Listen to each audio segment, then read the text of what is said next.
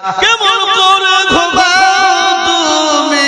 ফজর করে কাজা এমন তো হতে পারে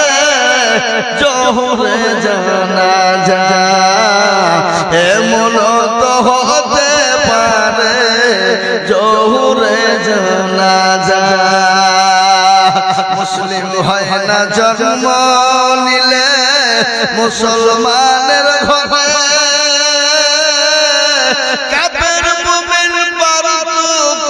হয় নামাজের উপরে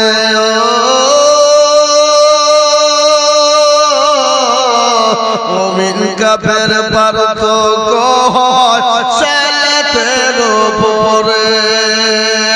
কেমন করে ঘুমাও তুমি ফজর করে কাজা এমন তো হতে পারে